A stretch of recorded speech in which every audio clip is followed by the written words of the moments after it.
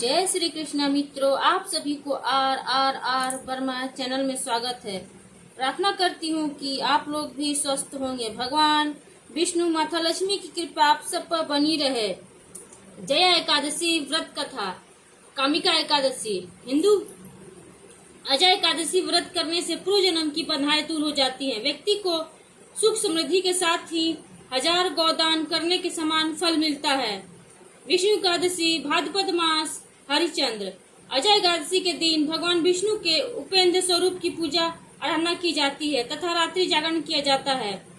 अजय एकादशी का व्रत भाद्रपद के कृष्ण पक्ष की एकादशी को किया जाता है। इस एकादशी के दिन किया जाने वाला व्रत समस्त पापों और कष्टों को नष्ट करके हर प्रकार की सुख समृद्धि प्रदान करता है। अजय एकादशी के व्रत को करने से पूर्व जन्म की बंधाएं दूर हो जाती हैं। इस एकादशी को जया एकादशी तथा कामिका एकादशी भी कहते हैं।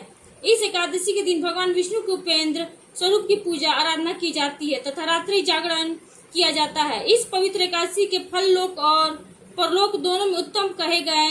अजय एकादशी व्रत करने से व्यक्ति को 1000 गौदान करने के समान फल प्राप्त होते हैं।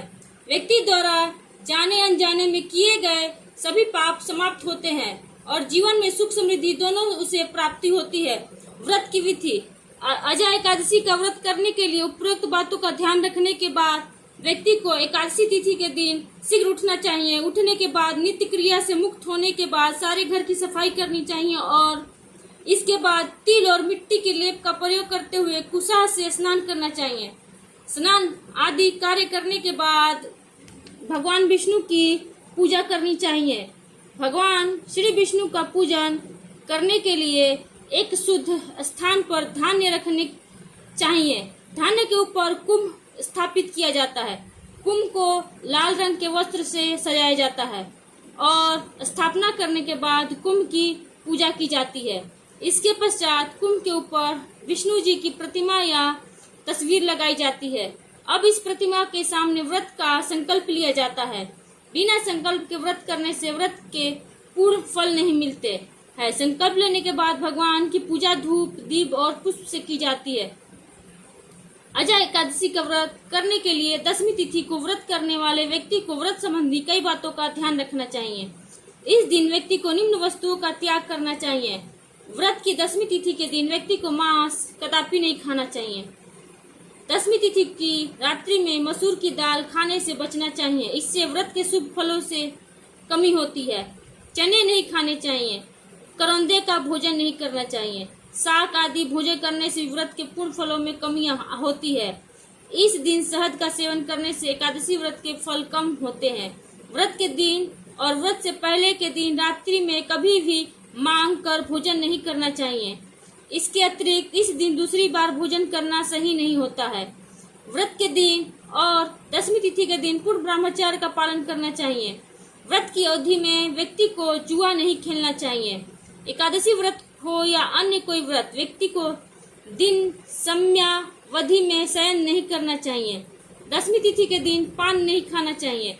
दातुन नहीं करना चाहिए। किसी पेड़ को काटना नहीं चाहिए। दूसरे की निंदा करने से बचना चाहिए। झूठ का त्याग करना चाहिए। कथा। एक बार राजा हरिश्चंद्र ने स्वप्न देखा कि उन्होंने अपना सारा राज्य दान में दे दिया है।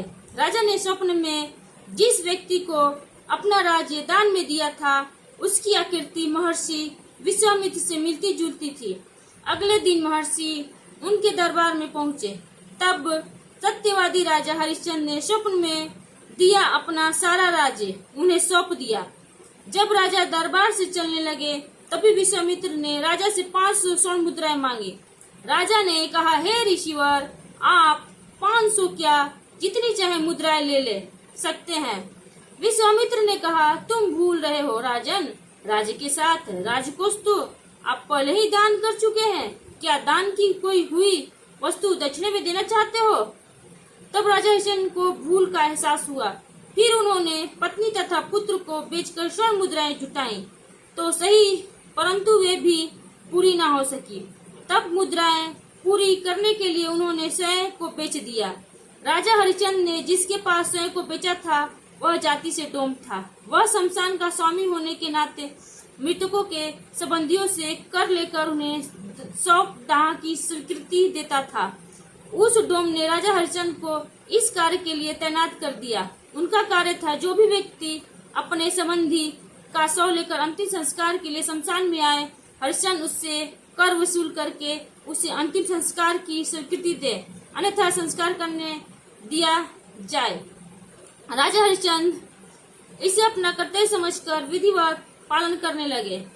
राजा हरिश्चंद्र को अनेक बार अपनी परीक्षा देनी पड़ी। एक दिन राजा हरिश्चंद्र का एकादशी का व्रत था। हरिश्चंद्र अर्धरात्रि में शमशान में पहरा दे रहे थे, तभी वहां एक स्त्री अपने पुत्र का दाह संस्कार करने के लिए आई।